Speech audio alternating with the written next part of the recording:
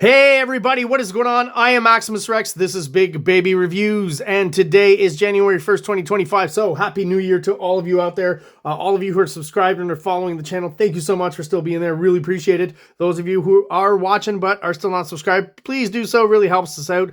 Just real quick, click below down here. You know how this works. But we're going to move on right away to our first review of the year. This is Dale Keown, because it is Wednesday and Dale Keown Day. So we're looking at the next issue of his Pitt run, which is issue number 2. Haven't gotten that far in the run yet. You'll notice a lot of differences aesthetically with issue 2 versus issue 1. A lot of big changes. First, we go back just real quick with issue 1 that I reviewed last week. You can check out that review. But basically, it did come out eventually that first issue of Pitt was printed too dark, and that's what kind of gave it, to me, kind of a distinctive look versus all the other Image comics. It was still on newsprint. Joe Scioto was the colorist, and I wonder if somehow he was maybe responsible for that quote-unquote mistake or that production issue, because I've thought about it. Joe Scioto was also coloring Mark Silvestri's Cyberforce in around this time. And there's some crossover there with the colorist, and also when we look at the credits with the inkers here. So I wonder if maybe Mark Silvestri and Dale Keown weren't kind of, synergistically both kind of asking the same guys to work on their stuff. I'll get into the details of what I mean about that. It's a little convoluted right now, so let me explain. So issue 1 of Pitt, if you look at it closely, it does resemble those first few issues of Cyberforce that Joe Scioto colored, in that those issues are pretty dark as well. No one really said anything about it, and I'm pretty sure the whole miniseries was kind of printed that way. The whole first Cyberforce miniseries, or at least the first 3 issues, even where Pitt appears in number 3, all right? And that's why I think there might be a bit of crossover here with this issue and maybe in and around Cyberforce issue 3. Insofar as the colors that we talked about, and insofar as inkers as well, because as much as I love it when artists ink themselves, 9 times out of 10, that's kind of what I prefer. Dale Keown inked himself on issue 1.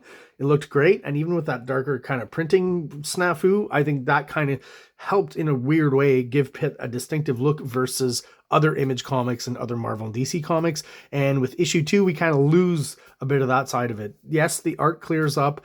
It's a lot easier to see that the hatching is clear, all that stuff, for many reasons, which I'll get into now. But it just doesn't have quite as a distinctive look as it had with issue 1 versus all the other Image comics. It starts to look a little bit more like the Image aesthetic overall. One of the reasons, definitely right away, great Dale Keown image here. Looks pretty close to what he probably would have done with the inking, but I do feel his inking is maybe a little bit thicker and a little grittier overall. And what we discover is that this is actually Scott Williams who inked this. So that bit of crossover there, where Scott Williams inked this issue of Pitt, this cover, and also Mark Silvestri's Cyberforce number 3, where Pitt is also in that issue. So I just feel like those 2 issues, this one and Cyberforce number 3, were kind of produced in around the same time, and the same talent was used, because also in Cyberforce there's a point where Mark Silvestri, if I'm not mistaken, I'm pretty sure I'm not mistaken on this, I remember seeing it in the credits page, is using Joe Rubinstein as an inker, who inked him on Wolverine earlier at Marvel. And when we open this one up, you'll see that, again, I've talked about Scott Williams being inker on this comic, but also Joe Rubinstein or Rubenstein. So there will be some differences aesthetically there as well. First of all, I will mention that with Joe Rubinstein inking, I see nothing of what he did on Dale Keown originally when he joined the Incredible Hulk early on in his run, because Joe Rubinstein was actually inking Dale Keown back then, as well as Mark Silvestri and Wolverine. And at that point, he was definitely doing more of a, let's make it look like an 80s Marvel comic kind of inking style, right? He was changing, I don't know how far, how far Dale Keown's style had kind of evolved and how much he maybe changed it a little bit himself to draw for Marvel. But it did feel like Joe Rubinstein was trying to Marvelize Dale Keown's art, right? And in this issue, he's clearly just being very kind of true to the pencils. I think overall, from what I know of Dale Keown's look and pencils and hatching and stuff, is being pretty darn close to what Dale Keown is laying down, if not pretty much just interpreting it almost literally. And with Scott Williams, we'll see some differences. So again, production-wise, there's some weird stuff going on here. The aesthetic changes. So one of the things is that it lightens up. So they figured out the colors, I guess, and how to make them print up brighter and not quite as murky as issue 1. The that's it for now. But what's going to happen with this new kind of thing that they're trying with this issue is, as far as the inks go, the Joe Rubinstein inks, I think, this is what I'm guessing as we go through the comic, are represented on this page with like fairly bold, thick lines, right? Which I think work well with Keown. He has that, but hatching where he needs to, which is the way Keown goes from dark to light. And there will be some pages where the line seems to be quite a bit thinner, right? And even just like aesthetic wise with the colors and stuff just seems a bit different. And when we get to those pages, I'll point them out. And I think those are the Scott William pages. So like a page like this, I definitely think is Joe Rubinstein. And this is just basically another comic book trope, right? A bunch of robbers robbing a place. And for some reason, they run into a girl as this guy's taking his mask off. So they got to pick her up because she's seen his face, right? And I guess Pitt's seen the whole scene here going on. And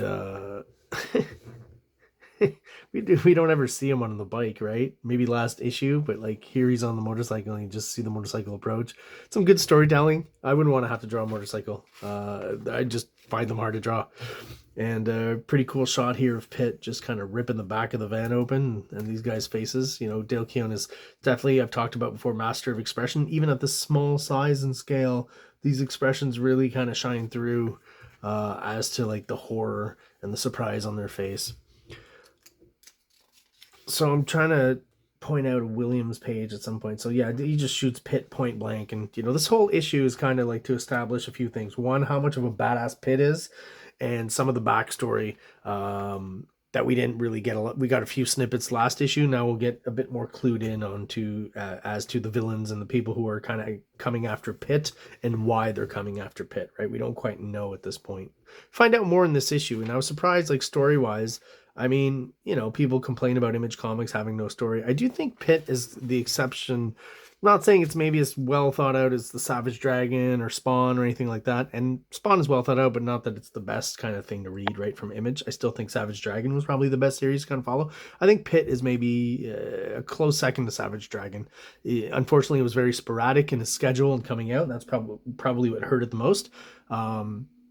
But story-wise, I think it's a pretty solid story overall. Now, we're just at issue 2, but I do remember all the other issues going into areas that were interesting, and obviously we'll be getting to see that over the course of these reviews for all those issues. I think it goes up to 20, so we've got a bunch to see. This whole sequence here, very cool. I will mention again that Dale Keown's studio is called Full Bleed, and with Pitt, he has gone completely full bleed as opposed to his Incredible Hulk stuff, which was still kind of, Image was one of those companies that just right off the bat, once they started, went full bleed. I think pretty much every artist figured that out, and that's part of the Image look again that I don't think a lot of people talk about. It's the Image really brought in the full bleed comics, whereas before this, just for production issues, avoidance and stuff, Marvel and DC were very kind of standard and like, no, make sure you leave the gutters, and nothing was really meant to go up to the edge of the page, right? Image kind of pushed that idea forward, and I think most comics now are like that. Marvel and DC, everyone mainstream, independent. At least it's possible. I'm not saying everyone's doing it. Okay, not even talking about these pages, but yeah, this double page kind of splash, I guess you could call it, with the big hands crushing. I mean, Dale Keown's a master of anatomy, so I gotta say, to be honest, like there was always something I liked about the way he drew Pitt's hands, even though they're big and monstrous. They seem anatomically correct, right? He's just, yeah. When you can draw hands properly, like even this foreshortened hand here for this lady, like that's so hard to draw. I don't know if you're really in context, if this pinky works that well, but I think the rest of the hand kind of covers for it. That's kind of funny. But I still think he's just, a master of doing anatomically correct stuff and then exaggerating it. So yeah, I still definitely think these are all Joe Rubinstein inked pages. Just waiting. This page here, the line does thin out just a little bit, so I wonder if maybe Scott Williams, started inking this one here. But then we go back to, like, there's still some few production issues here where I feel like the black line of the ink on these pages is nice and bold and dark and thick, and then every once in a while you get these pages where it thins out, and even, was Scott Williams scanning his inked pages at a different setting or something, and was that creating a different kind of look? you know, these early kind of computer, utilizing the computer to produce comics, and, you know, early production snafus. I don't know. These characters are back, right, from last issue. I thought they were really cool looking, but you'll see that, you know, they'll meet up with Pitt, and he'll make short work of them for sure. Again, in the goal of this issue, showing off, one, how badass Pitt is, and soon we'll be seeing a bit of that backstory. These guys obviously are part of the backstory. They're hunting Pitt, right? Dale Keown always draws great women, you know, even with like kind of angry looking faces and, you know, post-explosion poses, whatever you want to call that. She's actually lifting the whole thing here. I thought this was funny here, you know, how she helps him out. She lifts this up, and he's like, harassed, you're lifting that slab of concrete. You must weigh a couple of tons.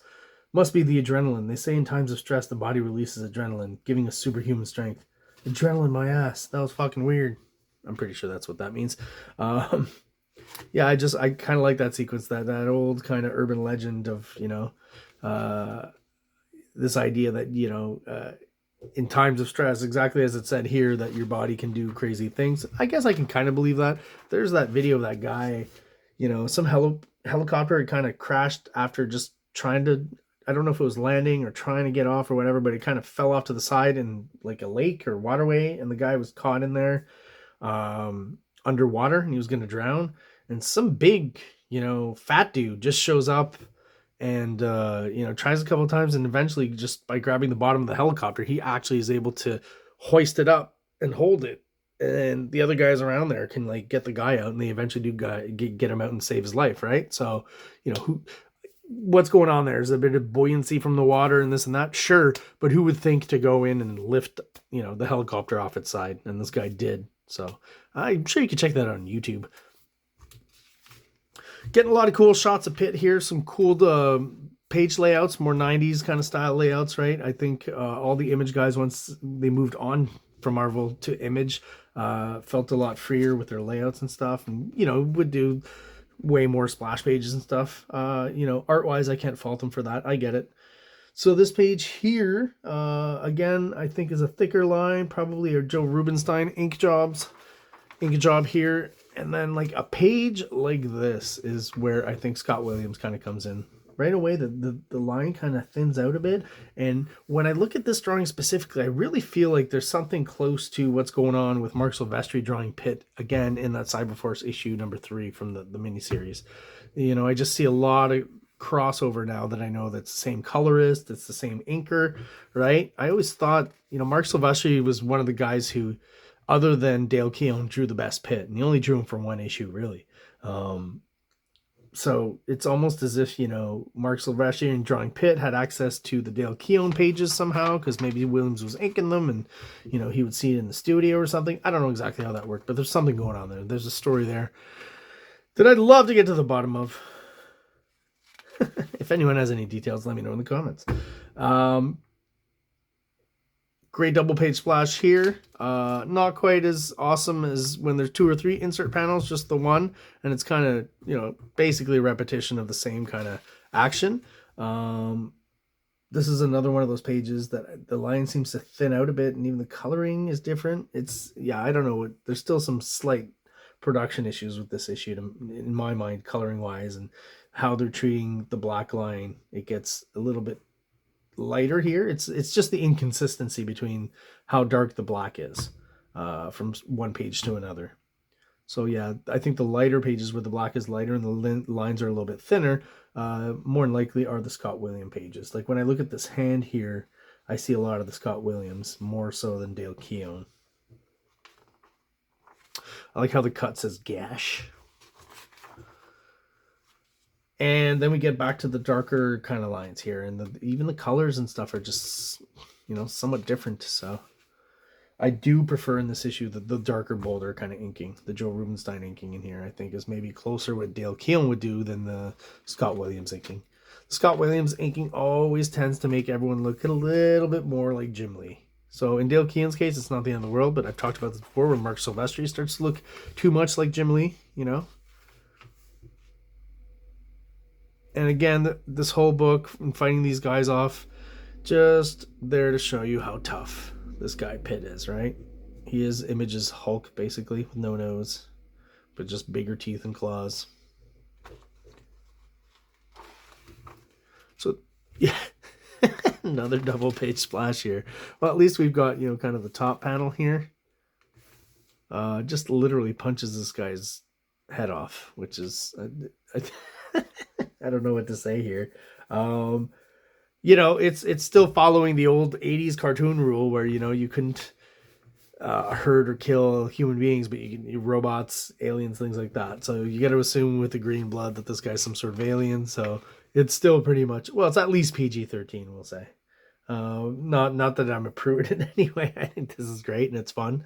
Don't know how this would pass in a Marvel comic at that time, anyways.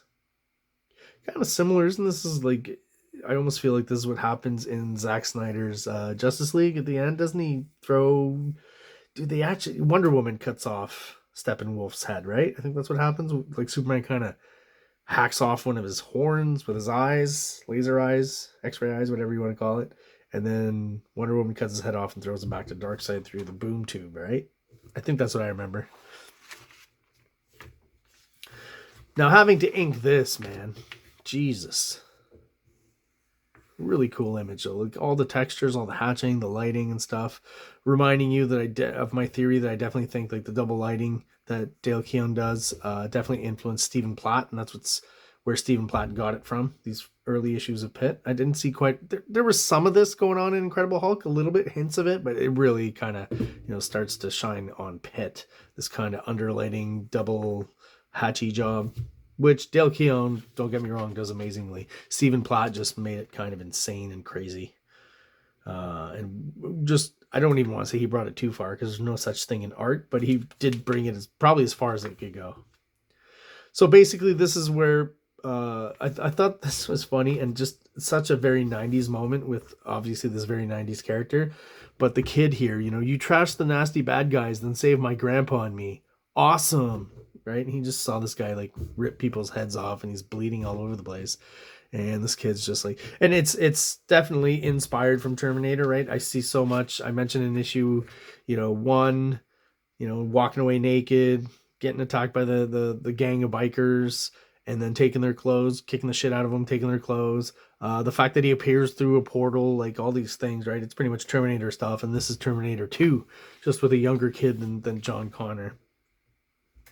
And then conveniently, of course, he says, now is not the time for this discussion. Earth authorities are on their way here, and zaps away. And basically what happens here is Timmy realizes that there's a gentleman named Jerub, who's we're going to learn more about, I guess. We saw a little bit of it last issue.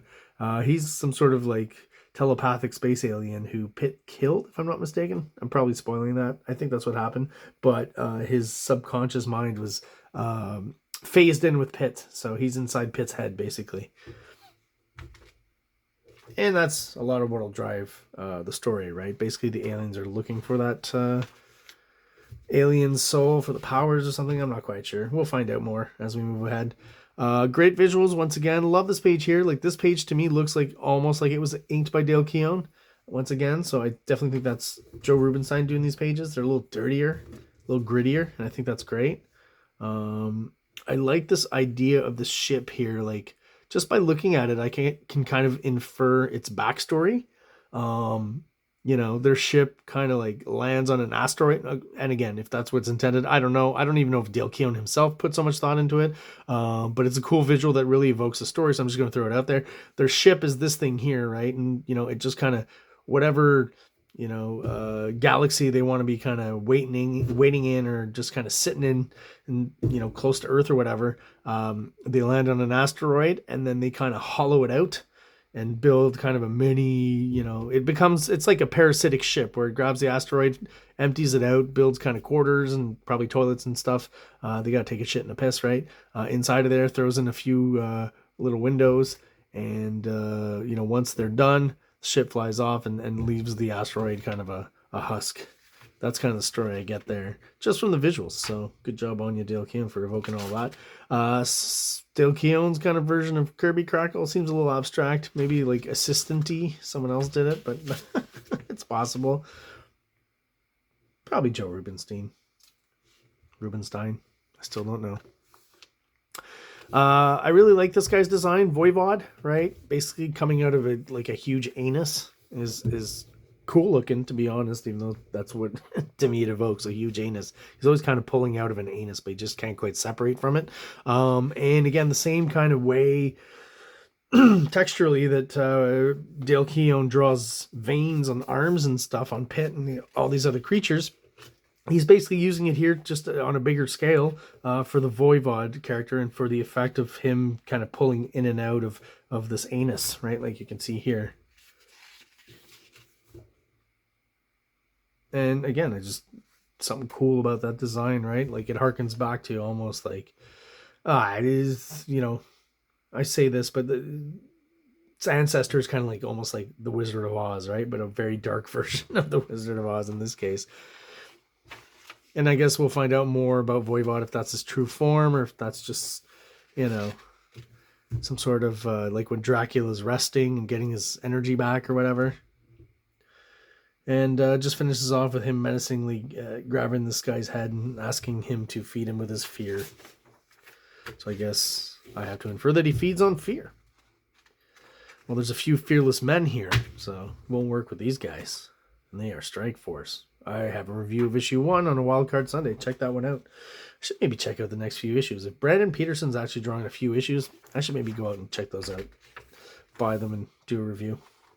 Well, some of these first, you know, real promo shots of Gen 13 in this. So in this case, right before that, before they got threatened to get sued by Marvel because they were called Gen X, right? So very early on, very early ad, very early J. Scott Campbell art. He was still calling himself Jeffrey Scott, which is, I don't know exactly what the deal is there, whatever. But some very, very early J. Scott Campbell art here. This guy's not even colored as he was in the actual comic book. Neither is she. A lot of the costume, a lot has changed, I guess. And Super Patriot at some point. This miniseries, I think is awesome. The art is awesome. Dave Johnson, that's how I got introduced to him. And I'll be doing a review of Super Patriot at some point for sure. Some great stuff, actually. Great story, great art.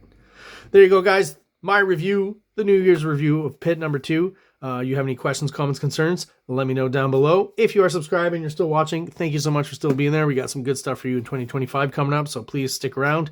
If you are watching but are not subscribed, please do so below. It only takes a second for you, and it really helps the channel out. Hopefully in 2025, we can get out there to even more people and, you know, to people who are like-minded and like the same kind of stuff that we do, namely comic books and all the other peripheral stuff that surround them. So thank you so much for watching today, and have a great New Year's.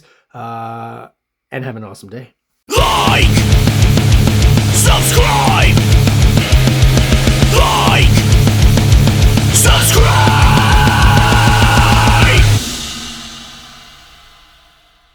King Comics presents Big Baby, Volume 1, Issues 1 to 13. 204 pages of story and art.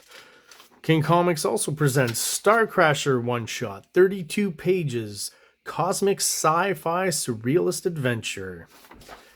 You can find these fine comics at KINGCOMICS.CA, at MaximusRex13 on Instagram, or on Facebook, MaxRex or Big Baby.